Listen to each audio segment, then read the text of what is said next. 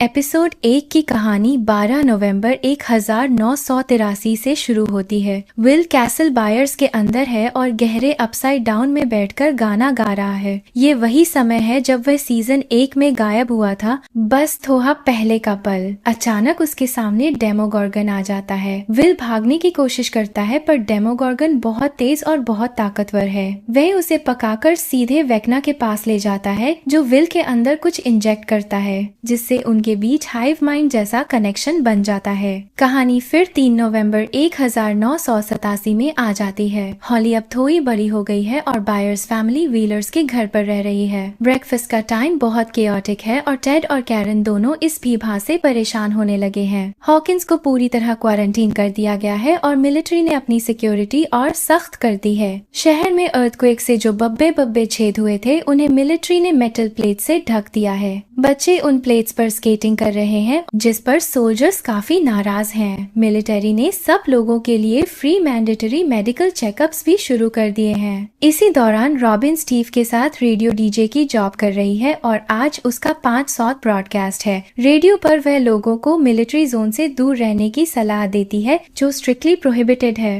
अचानक उसका सिग्नल खराब हो जाता है तो जॉनथन अपने साथ नैन्सी को लेकर स्टूडियो पहुंचता है ताकि वह सिग्नल ठीक कर सके। जॉनथन और स्टीव दोनों नैन्सी का ध्यान अपनी ओर खींचने की कोशिश करते हैं और रेडियो टावर पर सबसे पहले पहुंचने की रेस लगाने लगते हैं। उधर गर्ल्स मरी में ज्यादा इंटरेस्टेड हैं, जो अपनी गाजी में स्मगल्ड सामान लेकर मिलिट्री जोन क्रॉस करके स्टूडियो में पहुंचता है। उसी सामान में एक मैनिफेस्ट मिलता है जिससे पता चलता है कि रात 10 बजे एक सप्लाई रन होने वाली है। रॉबिन का रेडियो शो हॉकिंस में फैले गैंग के लिए मैसेज भेजने का तरीका भी है। जैसे ही सिग्नल वापस आता है सबको सप्लाई रन की खबर मिल जाती है। ये सप्लाई रन्स अक्सर होते हैं और ग्रुप काफी बार इन्हें इंटरसेप्ट कर चुका है। असल में उनका असली मकसद इन ट्रक्स के थ्रू अपसाइड डाउन में एंट्री करना है। इस सीजन में डस्टिन मैक्स की तरह टूट चुका है और एडी की डेथ से निकल नहीं पा रहा। वह स्कूल में हेलफायर शर्ट पहनकर आता है और किसी से दबकर रहने को तैयार नहीं। हॉकिंस टाइगर्स का नया लीडर एंडी उसे तंग करता है पर डस्टिन भी जवाब देने में पीछे नहीं रहता। नतीजा यह होता है कि डस्टिन को पीट दिया जाता है।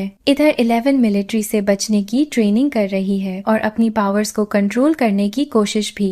हॉपर जॉयस उसको गाइड कर रहे हैं पर दोनों को लग रहा है कि एल खुद को बहुत ज्यादा पुश कर रही है, लेकिन एल ऐसा इसीलिए कर रही है क्योंकि वो सप्लाई रन पर गैंग के साथ जाना चाहती है और उसके लिए हॉपर के दिए हुए इम्पॉसिबल टाइम को बीट करना जरूरी है। एल टाइम बीट कर देती है पर हॉपर फिर भी उसे लेकर जाने से मना कर देता है। बहुत बातचीत के बाद वो मान जाता है और एल को गैंग के साथ जाने की इजाजत देता है। मिलिट्री की तरफ से डॉक्टर के नाम की साइंटिस्ट 11 को ढूंढने की कोशिश कर रही है। लगता है अगले एपिसोड्स में उसके बारे में और पता चलेगा। उधर हॉली बार बार एक अजीब आदमी को देख रही है जिसे वह मिस्टर वॉटसन कहती है। सबको लगता है कि ये बस उसकी इमेजिनेशन है। एक दिन हॉली अपनी टीचर को स्कूल गेट पर खुद से बात करते हुए दिखती है और टीचर परेशान हो जाती है। वह कैरन को बुलाती है पर असल में हॉली को सहारा माइक देता है। माइक उसे हिम्मत देने के लिए एक डी वाला छोटा फिगर देता है जिसे हॉली घर जाकर नेकलेस बना लेती है। रात को हॉली अपने रूम में रो रही होती है और नीचे लोग सप्लाई रन के लिए तैयार हो रहे होते हैं। 4 ट्रक्स निकलती हैं जिनमें से एक में हॉपर भी छिपा बैठा है। बर्नर्स काम करते हैं और ट्रक्स अपसाइड डाउन में प्रवेश कर जाते हैं। जॉनथन और स्टीव एक वैन में ऊपर से सिग्नल ट्रैक कर रहे हैं ताकि कांटेक्ट न टूटे, लेकिन अचानक ट्रक जोर से रुक जाता है। लगता है वेक्ना हमला करने वाला है। सब कुछ उलट पलट हो जाता है। विल को सीजन 2 वाली तरह गूज़बम्प्स होने लगते हैं और वह जमीन पर गिरकर झटके खाने लगता है। केओस में सोल्जर्स पर डेमोगॉर्गन्स हमला कर देते हैं और फायरिंग शुरू होती है। हॉपर को भी गोली लग जाती है। ट्रक क्रैश होता है, सिग्नल चला जाता है और हॉपर अकेला अपसाइड डाउन में फंस जाता है। विल होश में आता है तो उसे पता चलता है कि डेमोगॉर्गन व्हीलर्स के घर की तरफ जा रहा है। सब लोग उनकी हेल्प करने भागते हैं, लेकिन हॉली के कमरे की सीलिंग अचानक फटती है और वहां से एक डेमोगॉर्गन बाहर कूद आता है।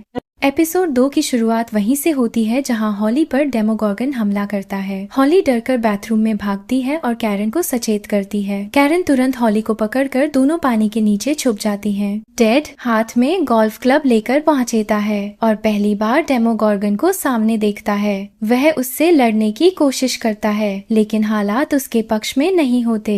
कैरन कुछ देर तक संभाल लेती है और एक टूटी हुई वाइन बॉटल से डेमोगॉर्गन पर वार करती रहती है, पर ये ज्यादा देर नहीं चलता। डेमोगॉर्गन बहुत ताकतवर और बहुत खतरनाक है। आखिर में टेड और कैरन दोनों बुरी तरह घायल होकर हॉस्पिटल पहुंच जाते हैं। हॉली वहां नहीं होती, उसे अपसाइड डाउन में खींच ले जाया गया था। पोर्टल बंद होने से पहले 11 अंदर कूद जाती है ताकि हॉली को वापस ला सके। नैन्सी माइक के साथ हॉस्पिटल पहुंचती है और खुद को दोष देती रहती है। उसे लगता है कि वह कुछ कर सकती थी क्योंकि उसने पिछले सीजन में यही विजन्स देखी थी। माइक उसे समझाने की कोशिश करता है पर लूकस बीच में बोलता है उसे यकीन नहीं है कि यह सब वेक्ना का काम है। लूकस तारीख की तरफ ध्यान दिलाता है। 3 नवंबर वही दिन है जो विल की गायब होने की एनिवर्सरी से 3 दिन पहले पड़ता है। वह कहता है कि जब विल वापस आ गया था तो हॉली भी आ जाएगी, चाहे ये सब कितना ही डरावना क्यों ना लगे। उधर मिलिट्री व्हीलर हाउस को क्वारंटीन कर देती है। उन्हें लगता है कि वे 11 के पास पहुंच रहे हैं जो अब अपसाइड डाउन में है। अपसाइड डाउन में 11 की मुलाकात हॉपर से होती है जो जंगलों में भटक रहा है। वह उसकी फ्लैशलाइट लेती है और दोनों मिलकर घायल डेमोगॉर्गन की तलाश शुरू करते हैं। हॉपर अब भी प्रोटेक्टिव डैड बना रहता है जबकि एल शांति से डेमोगॉर्गन को ट्रैक करती जाती है। ट्रेन ट्रैक्स के पास एल को पता चलता है कि हॉपर घायल है। वह रुककर उसकी चोट ठीक करती है। दोनों थोड़ी देर बात करते हैं और हॉपर फिर वही चिंता जताता है कि उसे एल की बहुत फिक्र है। सारा की याद उसे डराती रहती है कि दुनिया में कुछ भी भरोसेमंद नहीं है। उनकी तलाश उन्हें अपसाइड डाउन के किनारे तक ले जाती है जहां उन्हें एक बहुत बड़ी दीवार दिखाई देती है। वो एकदम दूसरी दुनिया की चीज लगती है। रियल वर्ल्ड में जॉयस विल से बात करती है। विल उसे बताता है कि उसे इस बार जो विजन्स आ रही हैं वो पहले जैसी नहीं है। अब वह हाइव माइंड की नजर से सब देख रहा है। उसे लगता है कि वेक्ना कभी गया ही नहीं बल्कि अब पहले से ज्यादा पास है। रॉबिन को लगता है कि विल की गूज़बम्प्स वेक्ना को ट्रैक करने का तरीका हो सकती हैं। जितना विल वेक्ना के करीब जाता है उतने ही उसके सीजर्स और गूज़बम्प्स बढ़ते जाते हैं। विल को पूरा यकीन है कि यही रास्ता सही है लेकिन जॉयस को डर है कि ये बहुत खतरनाक है, खासकर सीजन 2 वाली माइंड फ्लेयर घटना के बाद। वो चाहती है कि पहले रेडियो सिग्नल ठीक किया जाए। जॉनथन बाहर स्टीव से लड़ पड़ता है। दोनों नैन्सी को लेकर जलन और गुस्से में एक दूसरे पर चिल्लाते हैं। तभी डस्टिन आता है जिसकी नाक से खून बह रहा है। स्टीव उसे देखकर काफी गुस्सा होता है कि वह खुद को बचा क्यों नहीं पाया। फिर डस्टिन को पूरी सिचुएशन समझाई जाती है। हॉस्पिटल में माइक नैन्सी से बात करता है और बताता है कि उसे लगता है हॉली का इमेजिनरी फ्रेंड शायद असल में मौजूद हो। माइक डरता है कि अगर उन्होंने अब कुछ नहीं किया तो बाद में पछताना पड़ेगा। उसे लगता है कि कैरन इस मिस्ट्री मैन के बारे में कुछ जानती है। नैन्सी और माइक एक प्लान बनाते हैं। टेड तो कोमा में है इसलिए कैरन ही उनका एकमात्र जरिया है। दोनों नर्स और पेशेंट बनकर हॉस्पिटल में चुपके से अंदर घुसते हैं। कैरन उन्हें जितना लिखकर बता सकती है उतना बताती है। उधर विल रॉबिन के साथ बात करके उसी नतीजे पर पहुंचता है कि शायद वह हॉली की आंखों से चीजें देख रहा था, खासतौर पर राउंड अबाउट से। इसी वजह से वह घूमता हुआ महसूस कर रहा था और अचानक गिर पड़ा। आखिरकार ये साफ हो जाता है कि हॉली का इमेजिनरी फ्रेंड असल में कोई और नहीं हेनरी है। वही उसे अपने घर बुला रहा था और उसे मॉन्स्टर से बचाने का वादा कर रहा था। एपिसोड 3 की शुरुआत होती है एल और हॉपर के साथ जो अपसाइड डाउन की बड़ी दीवार में एक विशाल सा छेद खोलने की कोशिश कर रहे हैं। लेकिन जैसे ही वे कोशिश करते हैं सोल्जर्स उनकी लोकेशन के करीब पहुंच जाते हैं। उनकी मौजूदगी देखकर एल डर जाती है और कुछ पल के लिए वहीं जड़ हो जाती है। वह किसी तरह बच तो जाती है लेकिन हालात बहुत खतरनाक बने रहते हैं। एल और हॉपर पास के एक मेटल साइन के पीछे छुपकर सोल्जर्स का इंतजार करते हैं। सोल्जर्स को हॉपर की नाइफ एक चिपचिपे से मैस में फंसी मिलती है जिससे उन्हें पता चल जाता है कि एल और हॉपर आसपास ही हैं। जहां भी ये अजीब सी एंटेना मशीन है वो 11 की पावर्स को पूरी तरह रोक देती है। वो बिल्कुल बेबस हो जाती है। जैसे ही उनकी जगह पकड़ी जाती है हॉपर सोल्जर्स को रोकने के लिए हर कोशिश करता है, ग्रेनेड्स फेंकता है और उन पर गोलियां चलाता है। आखिरकार वह सैटेलाइट सैटेलाइट को नष्ट कर देता है और इससे 11 की पावर्स वापस लौट आती हैं। अब वह पूरे जोश में सोल्जर्स पर हमला करती है, जैसे मैग्नेटो मेटल को मोड़ता है। हॉपर और 11 वहां से भाग निकलते हैं और अपने साथ एक जिंदा सोल्जर को भी ले जाते हैं। वे उसे इंटेरोगेट करके सच्चाई निकालने की कोशिश करते हैं। हॉपर सवाल पूछता है और 11 अपनी पावर से उस सोल्जर की यादों में उतरती है।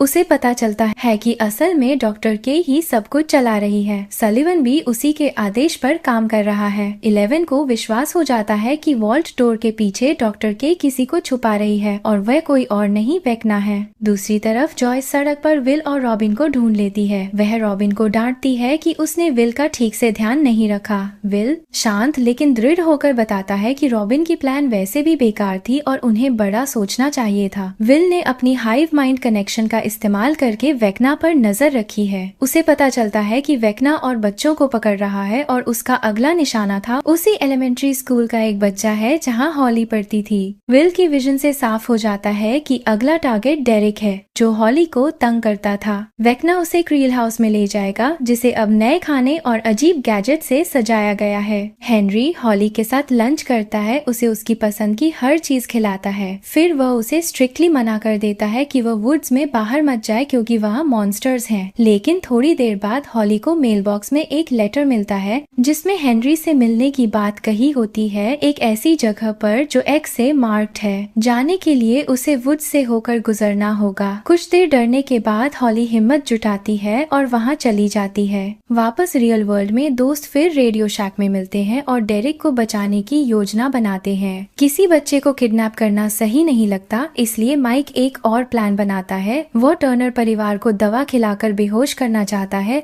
ताकि गैंग घर में छुपकर डेमोगॉर्गन्स का इंतजार कर सके। फिर वे सीजन 1 जैसा प्लान दोहराएंगे, मॉन्स्टर को जलाएंगे, गन से मारेंगे और एक ट्रैकर लगा देंगे ताकि वह सीधे वेक्ना के पास भागकर उन्हें रास्ता दिखा दे। ये प्लान तभी काम करेगा अगर एरिका मदद करे, क्योंकि वह टीना टर्नबो की सबसे अच्छी दोस्त थी। एरिका पहले मना कर देती है, लेकिन जैसे ही माइक बताता है कि हॉली गायब है और ये बहुत बड़ा प्लान है जिससे टीना उससे नफरत करेगी, एरिका तुरंत मान जाती है। विल और रॉबिन हॉस्पिटल में दवा लेते हैं और एरिका के लिए एक स्पाइक्ड पाई तैयार कर देते हैं। मरे भी ग्रुप के लिए अपना सामान स्मगल करके लाता है, जिसमें टेलीमेट्री ट्रैकर भी है। नैन्सी उसे शॉटगन में बदलना चाहती है ताकि डेमोगॉर्गन को सीधा गोली मार सके। इस बीच जोनाथन नैन्सी को प्रपोज करने का सोचता है, लेकिन डर जाता है और स्टीव डस्टिन से नाराज है क्योंकि उसने उसकी गाड़ी में एंटेना जोड़कर एक्सपेरिमेंट कर दिया है। आखिरकार प्लान शुरू होता है। एरिका टर्नबो घर में स्पाइक पाई लेकर पहुंचती है। थोड़ी मुश्किल के बाद पूरा परिवार बेहोश हो जाता है। गैंग घर को एक जाल में बदल देती है।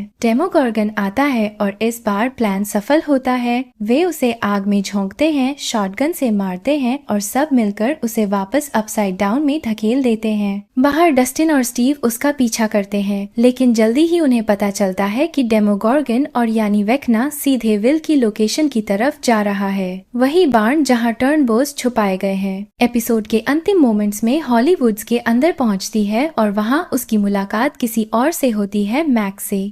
एपिसोड 4 की शुरुआत जॉयस और बाकी लोगों के साथ होती है जो डेरिक को समझाने की कोशिश कर रहे हैं कि वे कोई बुरे लोग या चाइल्ड किडनैपर्स नहीं हैं। लेकिन जैसे ही डेमोगॉर्गन वहां पहुंचता है, स्टीव और उसकी टीम तेजी से अंदर आते हैं और गाड़ी से उसे टक्कर मार देते हैं। इस बार डेमोगॉर्गन सच में पलटता है और अपसाइड डाउन में वापस गिर जाता है। स्टीव को लगता है कि उन्हें गाड़ी लेकर उसके पीछे जाना चाहिए ताकि वे उसे ट्रैक कर सकें। धीरे धीरे बाकी लोग भी इस क्रेजी प्लान पर मान जाते हैं। सब मिलकर गाड़ी को पोर्टल के अंदर सीधे अपसाइड डाउन में ले जाते हैं और सिग्नल को फॉलो करते रहते हैं। जैसे जैसे सिग्नल तेज होता है, वे भी स्पीड बढ़ाते हैं और अचानक उनकी ट्रक एक विशाल दीवार से जा टकराती है। उधर विल बेहोशी से उठता है। वह डेमोगॉर्गन से जुड़ा हुआ था और उसकी वजह से उसे दिखाई देता है कि बच्चों को एक अजीब सी सेंट्रल स्पायर में रखा गया है जहाँ उनके चेहरे पर मास्क लगे हुए हैं। बिल्कुल सीजन 2 की तरह विल फिर से पेंटिंग शुरू करता है। इस बार वह छोटे पन्नों पर नहीं बल्कि पूरे बान की दीवार पर एक बड़ी म्यूरल बना देता है। रॉबिन को लगता है कि ये म्यूरल बहुत बड़ा क्लू हो सकता है, खासकर क्योंकि वेक्ना के साथ जो कनेक्शन है वह पहले कभी इतना स्ट्रॉन्ग नहीं रहा। पावर ओवरलोड के बीच विल अलग अलग यादों से वेक्ना की प्लानिंग समझने लगता है।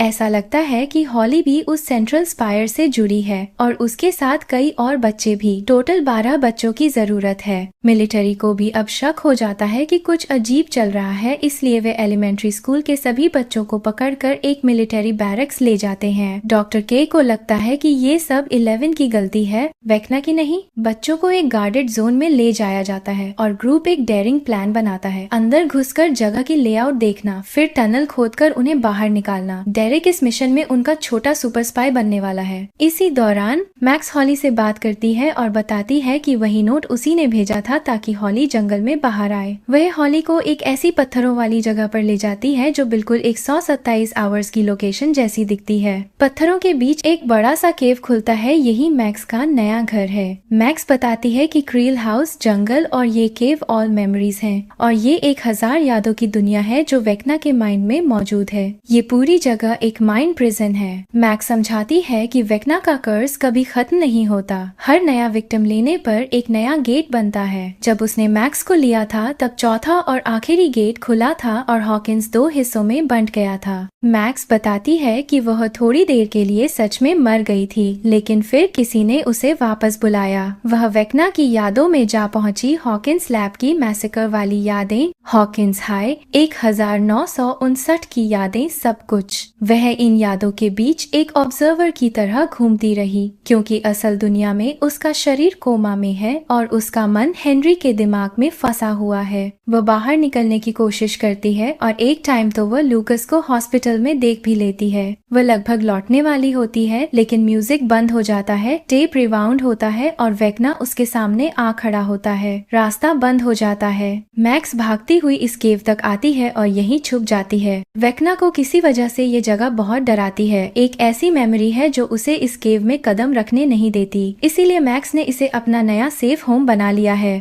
वह हॉली को बाहर निकालने की प्लान बताती है, लेकिन इसके लिए हॉली को हेनरी के पास वापस जाना होगा, बिल्कुल अपने पुराने रोल की तरह। अपसाइड डाउन में 11 और हॉपर मिलिट्री बेस को एक्सप्लोर कर रहे हैं। तभी स्टीव की टीम रेडियो पर बताती है कि वे रोन सेमेट्री चर्च पर हैं, अपसाइड डाउन वाली लोकेशन पर। वे चाहते हैं कि 11 ट्रक को बाहर खींचने में मदद करे ताकि वे हॉली को बचा सकें, लेकिन हॉपर और 11 की मिशन बहुत अलग है और वे मदद नहीं कर सकते। इसी बीच डस्टिन को समझ आता है कि समूचे हॉकिंस को घेरे एक जायंट फ्लैशी वॉल के बिल्कुल सेंटर में शायद समस्या का हल छुपा है। सबको याद आता है कि सेंटर पॉइंट तो department of energy Hawkins lab है, तो शायद यही वो जगह है जहां उन्हें जाना होगा। हॉकिंस में डेरिक मिलिट्री बैरक्स पहुंच जाता है, जहां पेरेंट्स तो कहीं नहीं दिखते, सिर्फ एक टीचर बच्चों का ध्यान रख रही है। डेरिक अपने लंच बॉक्स में वॉकी टॉकी लेकर अंदर पहुंचता है और गैंग को अपडेट्स देता है। वह हेनरी को देखने वाले बच्चों को ढूंढने और उन्हें सेफ निकालने की कोशिश शुरू करता है।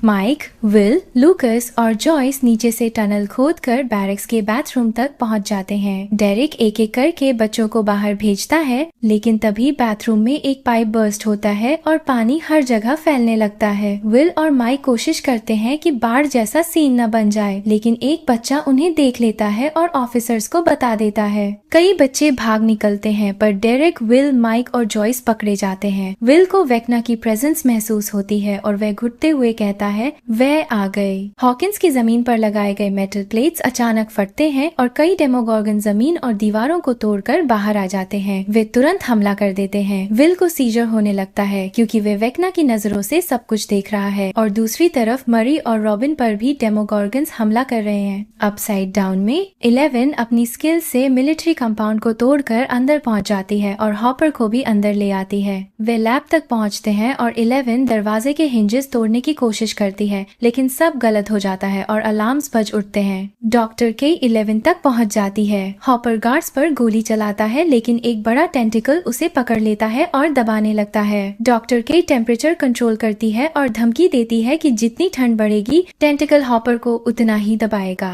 हॉपर कुछ नहीं बोलता।